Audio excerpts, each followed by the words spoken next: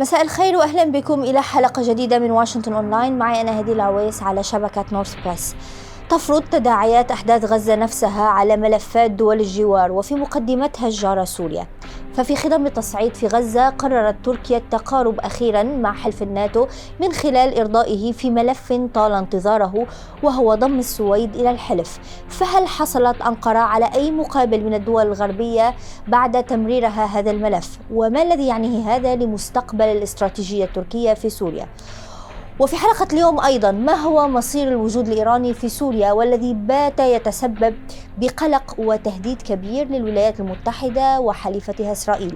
هذا ما نبحثه في حلقة اليوم من واشنطن أونلاين، وضيوفي لهذه الحلقة هما السيد سينان سيداي مستشار وزارة الخارجية الأمريكية للملف التركي وكبير المحللين في معهد الدفاع عن الديمقراطية FDD، ينضم إلينا من واشنطن. ابقوا معنا لمتابعة هذه الحلقة. أهلا وسهلا بك سيد سنان، ودعني أبدأ من آخر الأخبار. الرئيس أردوغان مرر قرار ضم السويد إلى حلف الناتو للبرلمان التركي، وهذا يعني أن القرار خرج بعد الموافقة عليه من مكتب الرئيس أردوغان. لماذا الآن؟ لماذا قرر أردوغان أخيرا الموافقة على هذا الملف؟ وما هو المقابل الذي قد تحصل عليه تركيا من جراء موافقتها هذه؟ So there are a number of breaking news today regarding Turkey, and this is certainly one of the bigger ones. What we can actually say, I think, at this point is there is intense pressure upon President Erdogan by his Western partners and allies to essentially make some forward moves on very much sought-after Western priorities, which is, first of all, admit finally Sweden into NATO, but second of all, take a more firm stance against the Hamas attacks in Israel.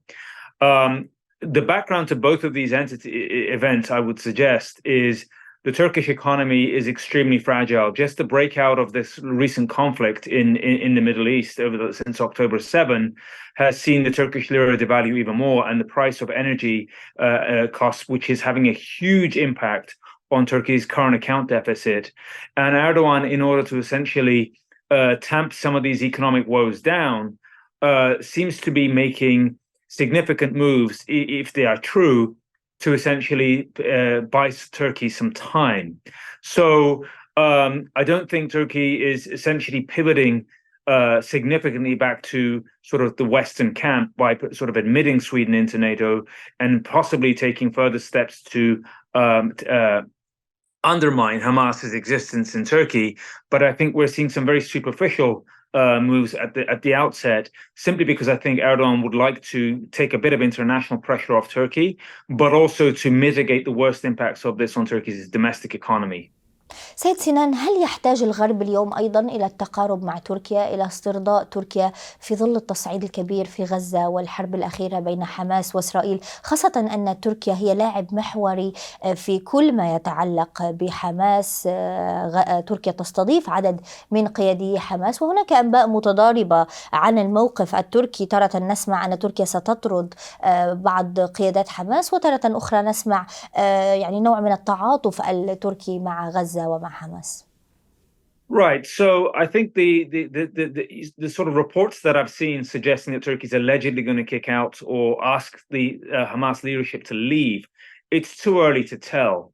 And I would say a couple of interesting things about this. One is this is a very superficial move, even if it is true, simply because the Hamas leadership, including Ismail Haniyeh and Saleh al-Saruri, they have Turkish passports.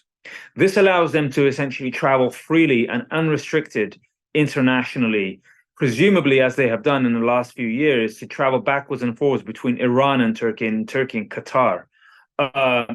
This basically allows them to coordinate further terrorist or previous terrorist attacks that have been carried out in the Middle East. And if Erdogan is going to ask them to leave, I would suggest that this is a superficial move because they can always come back.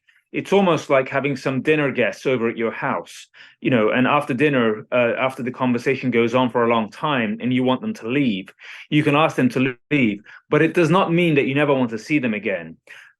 Let's not forget, I think Turkey still has a very entrenched relationship with Hamas and is a direct material of Hamas in Turkey. It provides raw materials for Hamas to continue building its rockets that have been fired into Israel from Gaza.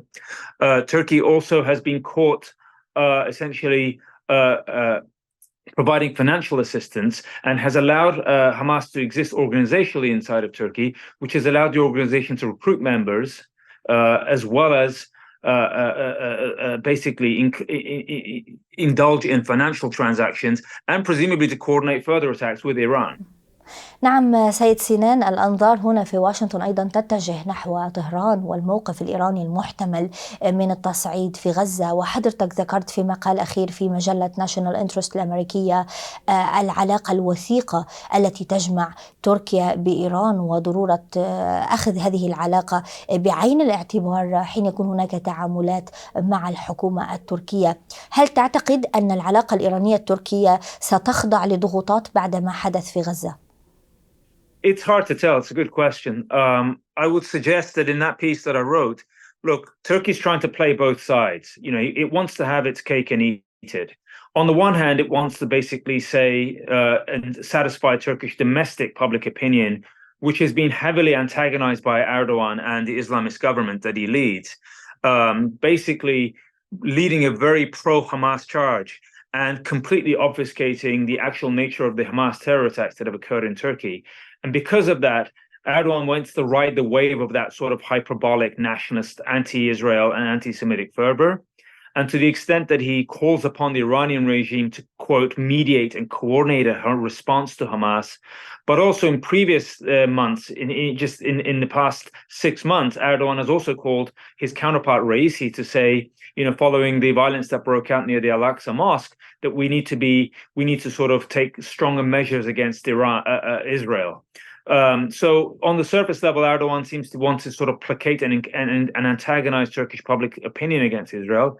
But also, I think what it's trying to do is at the same time, possibly not completely burn bridges with Israel by essentially trying to sort of project this mediator role. I don't necessarily know that's going to fly because in this environment of heightened hostilities, you know, Israel is not blind to the fact that Turkey continues to provide direct material assistance to Hamas, and until the Turkish state expels Hamas entirely, stops providing material assistance inside of Turkey, rejects and revokes the passports of its leadership, then it's essentially not going to work.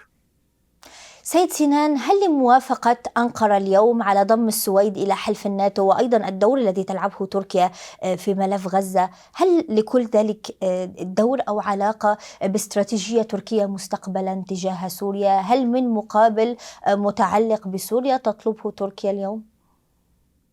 In a word, yes. You know, Erdogan has made several speeches since the October 7 attacks in Israel, saying that, you know, calling for concern first, mediation second. But then he's actually walked increasingly over the line by saying that what Israel is doing in its counterterrorism response is tantamount to a genocide. And whilst all these words he has been saying, he has also basically unbridled the Turkish military to bomb indiscriminately inside of northern Syria as well as Iraq. There have been hundreds of Turkish military strikes against Kurdish targets inside of northern Syria, which unfortunately also include many civilian targets such as healthcare centers, schools, as well as civilian infrastructure. So Erdogan is playing a very duplicitous game here, simply because he understands that the Western sort of or the world media attention is uniquely focused on what's happening inside of Israel and Gaza. And this has basically sort of motivated him not to waste an opportunity to take direct military action against Kurdish targets in northern Syria, because he knows that nobody's paying attention. أحد ردود الأفعال على ما يحدث في غزة من الجانب الإيراني كانت من خلال الميليشيات والجماعات المسلحة المرتبطة بإيران على الأراضي السورية التي حاولت استهداف القوات الأمريكية المتواجدة في شرق سوريا أكثر من مرة. هل سيؤثر هذا على مهمة أمريكا ووجودها في المنطقة؟ It's a good question, Hadil. I think it is extremely difficult to tell. Things are very fluid right now. I would say probably yes. As you correctly cite, there have been numerous targeted attacks upon U.S. forces and U.S. military installations across the region, some emanating from Yemen, but who knows, some are possibly emanating from southern Lebanon too. To the extent that the United States is basically just meeting these threats by essentially neutralizing these attacks by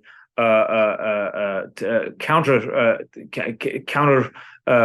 rocket on its part, I think what we'll see is U.S. trying to exercise restraint.